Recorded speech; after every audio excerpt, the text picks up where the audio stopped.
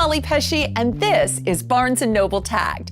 If someone told you that you could have it all by not doing it all, that an unbalanced life is actually a better way to live, you'd want to hear more, right?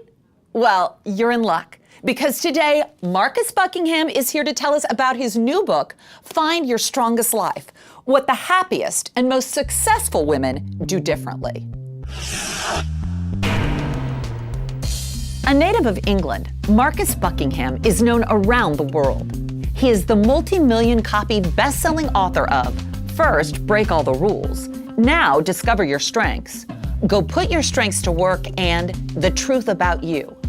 Drawing on more than 150,000 interviews collected by Gallup over the previous 25 years, he developed the thesis for his strengths message that is revolutionizing the way people approach life and work. Marcus is here in the Tag Studio to tell us about his latest book, Find Your Strongest Life: What the Happiest and Most Successful Women Do Differently. Marcus Buckingham, you've been tagged. Thank you so much for being here. Not at all. So let's talk about the strength revolution. Yeah. What does it mean? The most straightforward way to be effective and productive at work is to figure out what your strengths are and apply them. The strengths revolution as an idea was started because when you ask people, do you have a chance to play to your strengths at work and in life? Between 12 and right now it's actually 14% this year. 14% of people say, I play to my strengths in life and work most of the time. So only 14%? 14%, which is, if nothing else, a terrible waste. A waste of talent, a waste of uniqueness, a waste of the individual qualities that we all possess. We would love to go through life, every one of us. Not that we would expect the world to be arranged for our happiness. The world isn't like that.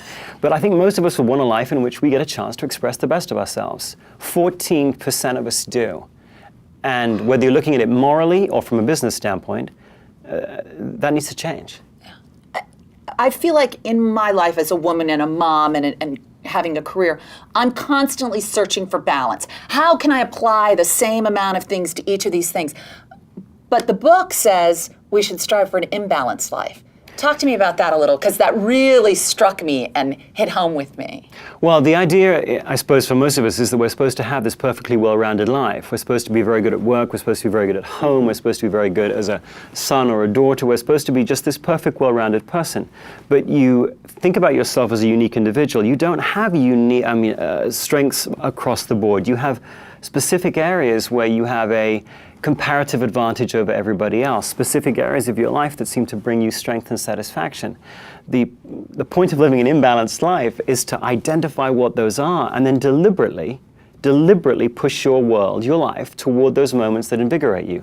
That's how you live a full life. I want to talk about the Strong Life test. Yeah. So this is a great, and I haven't done it yet. I'm gonna do it as soon as we're finished, so that by the end of the show I know what I am called. But talk to us about it. It seems I'm very interested. Well, the challenge in finding those strong moments, one could just say, hey, look, Chai, best of luck to you. Find the strongest moments as a mom, as an employee, as a daughter, as a sister, as a whatever. Just find them. Find those strongest moments. That's overwhelming. And it's tricky because the life throws so many moments at you. So I thought that one of the best things to do would be to give you an internal compass, something that would enable you to sort of cut through the clamor and enable you to find, or perhaps give you some direction to find those strong moments in life. So we designed a test called the Strong Life Test. It measures you on 9 life roles, and you probably play every one of these roles at some point in your life. But our focus was to say, what's your lead role?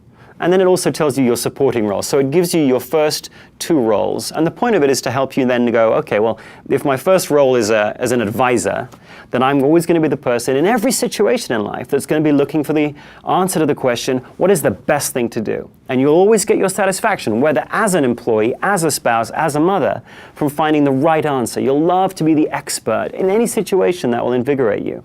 If you're an influencer, you'll always be looking to answer the question, how can I move you to action? So in every single encounter, you'll be thinking about the outcome of that encounter. So this test was a way to go, look, stop. You're so close to yourself. You're so inside the frame of yourself. You can't see the picture. So step out of the frame. Take this. This won't give you all the answers. You're going to need to fine-tune it on your own. But here are 9 life roles. Let's find the one that you lead with. That brings me to the subtitle. It says, what the happiest and most successful women do differently. Yeah, I think the analogy is, when you look at the cliched analogy anyway, of what a happy, successful woman is today, is that they're a great juggler. They're always able to somehow keep the many different aspects of their life in the air at the same time. But if you think about it, and I talk about this at the beginning of the book, if you think about it, the core skill of juggling is throwing, not catching. So if you spend your entire life as a juggler, what you're doing is you're never really letting any aspect of your life, any moment in your life, linger long before you toss it up and away, desperately keeping everything at bay. If your entire life is spent that way, then you live an empty life. And when you looked at these women, although very, very different in terms of their jobs or their roles, if you were to try and find one thing in common, it would be that they seem to spend their life not as a thrower, but as a catcher. They're looking in every aspect of their life for specific moments that invigorate them. And then with intention, with deliberateness, they're reaching for those moments, catching them, drawing them in. That's what paying attention means. It means reach toward and draw in. They're drawing it in and allowing it to fulfill them. Well, thank you so much. The book is called Find Your Strongest Life, and I think it really helps you do so. And I'm going to take that test. Great. Thank you so much. Cheers. Here's a tag close-up. If you don't already have a celebration planned, the ideas and beautiful pictures in this book will inspire you to send out the invites and party just for the joy of it. Preston Bailey is one of the world's premier event planners, and for decades has been sharing his taste-making talents with the fashionable and the famous, including Oprah Winfrey. In his latest book, Preston Bailey Celebrations, lush flowers, opulent tables, dramatic spaces, and other inspirations for entertaining, he shares dozens of the most recent, most extraordinary celebrations that he's created. These are events shaped by Bailey's use of a myriad of elements, especially his extraordinary work with flowers. In the first half of this visually spectacular book, arranged thematically to give hundreds of design possibilities to the reader, Bailey lays out the key elements to successful celebrations, including the importance of making a single dramatic statement, the elements of table settings, the impact of the ceremony space, the magic of tents, and the power of details. In the second half of the book, Bailey presents the best of his most recent work, exceptional parties shown in their entirety. His ideas will inspire you to party like it's, well, 2009. And that's our tagged close-up. Every week, we take a look at the offerings in the world of books, music, and movies. And this week, you'll hear a few familiar names and get a preview of some of the great authors coming soon to Tagged. Directing its way to number 5 is Finding It and Satisfying My Hunger for Life Without Opening the Fridge by Valerie Bertinelli. Last year, we tagged her first memoir, Losing It, the story of her weight loss. Now, in Finding It, Valerie writes about gaining peace and serenity without going to the fridge. Feeling lively at number 4 is A Touch of Dead, the complete stories by one of Tagged's favorite authors, Charlaine Harris. You love these Southern vampire stories played out on the hit HBO series True Blood. And now, for the first time, here is every Sookie Stackhouse short story ever written together in one volume. Coming soon to the Tagged studio is my number 3 tag, Manhood for Amateurs, by Pulitzer Prize-winning author Michael Chabon.